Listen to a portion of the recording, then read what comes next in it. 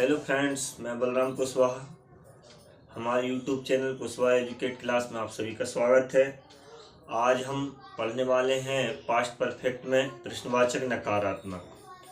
प्रश्नवाचक नकारात्मक में होता क्या है, प्रश्न भी पूछा जाता है और बात को नकार भी दिया जाता है। और पास्ट का मतलब होता है भूत और परफेक्ट का मतलब होता है पूर्ण या पूरा। भूतकाल में ऐसी बात करना प्रश्नवाचक नकारात्मक के द्वारा जिसमें ऐसा लगे कि बात पूरी हो चुकी है, और उसमें प्रश्न भी खड़ा किया जाता है और बात को नकार भी दिया जाता है। और टेंस जो है पास्ट परफेक्ट, इसमें हम इसकी मदद से हमारे डेली रूटीन में जो बोलचाल की भाषा है या जिस प्रकार से हमको प्रतिदिन व्यवहार में बोलचाल में ज़रूरत पड़ती है वाक्यों की हिंदी में, वैसे ही अंग्रेजी में भी ज़रूरत होती है। तो इसके लिए बहुत ही ज़्यादा ज़रूरी है आपको टेंस का ज्ञान होना।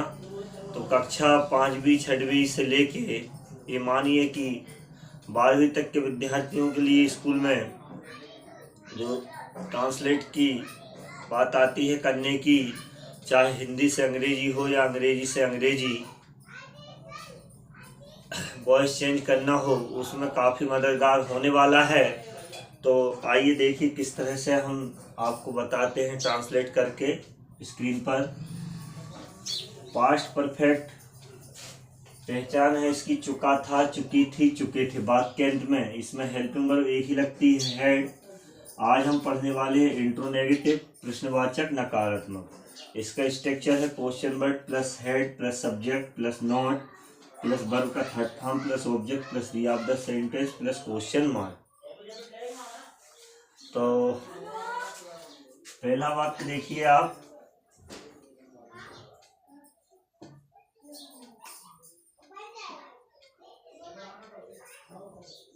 क्या वह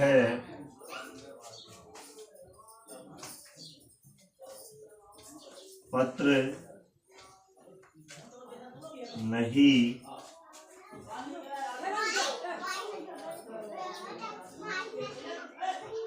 भेज चुका था? क्या वह पत्र नहीं भेज चुका था? ये इसकी पहचान है।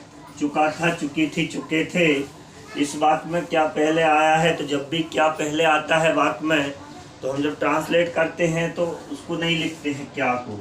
हाँ, बीच में अगर क्या होता तो जब आंसर करते हैं तब उसको लिखते हैं। तो देखिएगा किस तरह से हम ट्रांसलेट करते हैं। आंसर स्टार्ट करेंगे हेल्पिंग वर्ब से। हेल्पिंग वर्ब इसमें है हेड, तो हेड लिखेंगे। सब्जेक्ट आ जाएगा ही, यानी वह पुरुष के लिए इंग्लिश में ही। नहीं के लिए आ जाएगा नॉट, सब्जेक्ट के बाद लगता है हेड ही नॉट। वर्ब का थर्ड फॉर्म भेजने के लिए सेंड होता फर्स्ट, थर्ड फॉर्म होता सेंड। पद के लेने आर लेटर।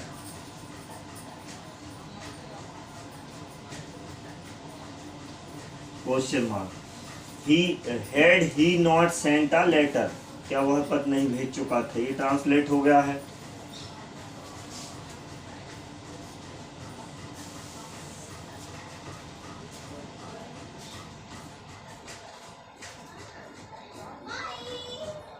तुम, अब यहाँ हम क्या फिर लेते हैं, क्या बीच में जाएगा? तुम क्या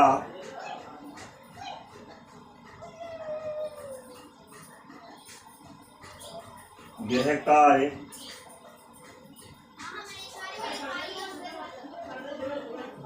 कर चुके? क्या तुम गृह कार्य, इसमें हम नहीं भी लेंगे साथ में।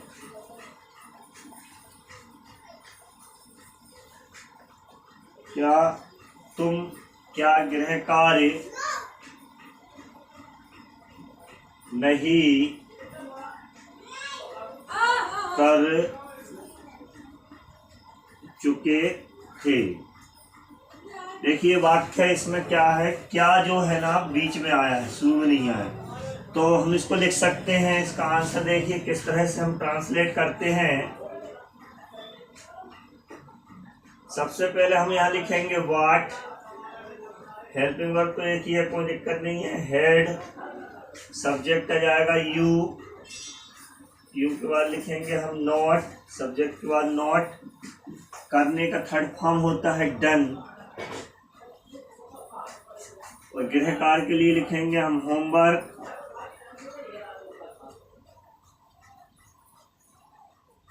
और क्वेश्चन मार्क।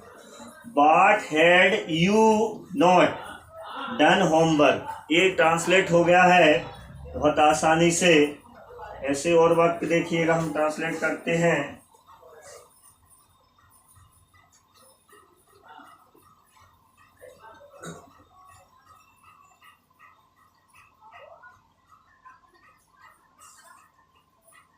वे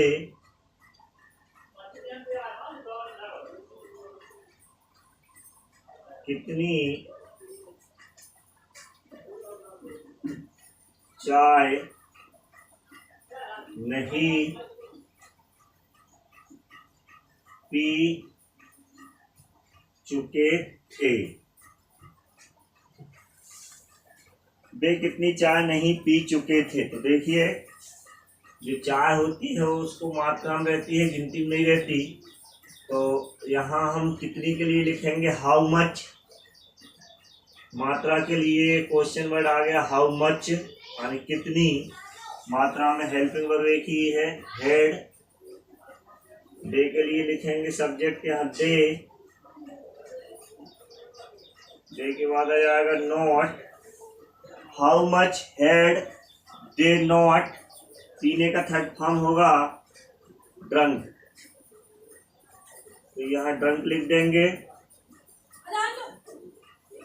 और चाय की बात हो रही है उसके लिए हम लिखेंगे टी, और आखिरी question mark. How much had they not drunk tea, वे कितनी चाय नहीं पी चुके थे। ये ट्रांसलेट हो गया है, आपको समझ आ रहा होगा। हम सरल वाक्यों को ही ट्रांसलेट करके आपको दिखा रहे हैं ताकि समझ में आ जाए और आप इसी तरह से किसी भी वाक्य को हिंदी से अंग्रेजी ट्रांसलेट कर सको।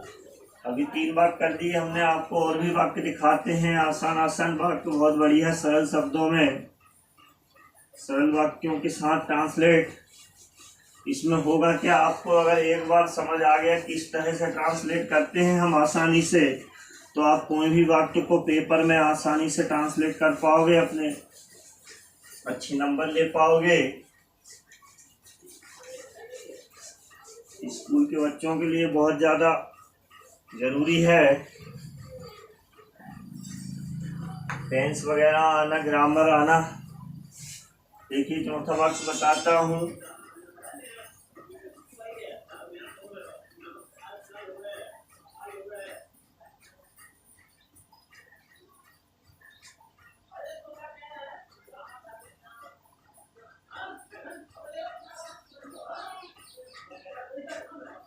पृथ्वी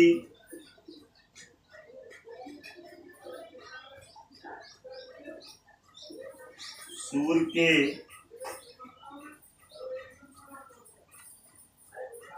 चक्कर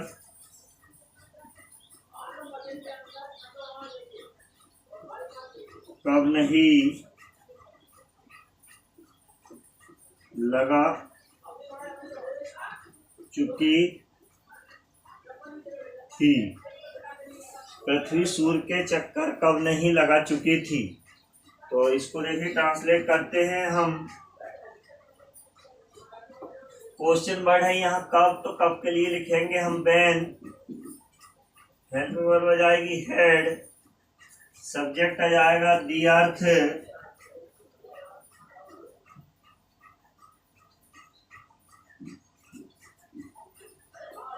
नॉट।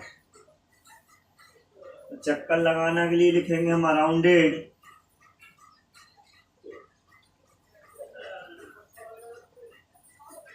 अराउंडेड सूर्य के, तो of the sun, of the sun, और आखिर question mark. When had the earth not surrounded of the sun? पांचवा वाक्य देखिए,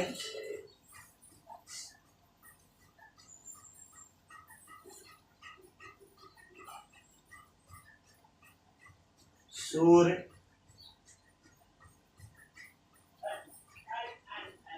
पश्चिम में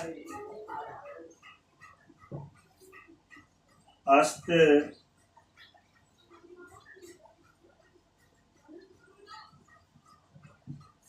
क्यों नहीं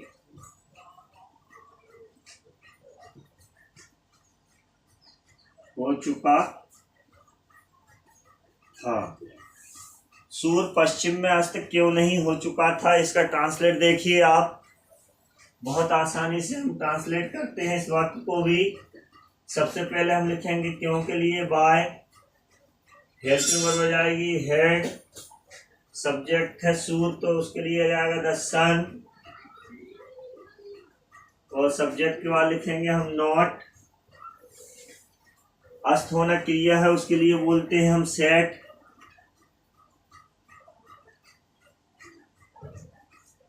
सेट थर्ड फॉर्म भी सेट है, फर्स्ट भी सेट है।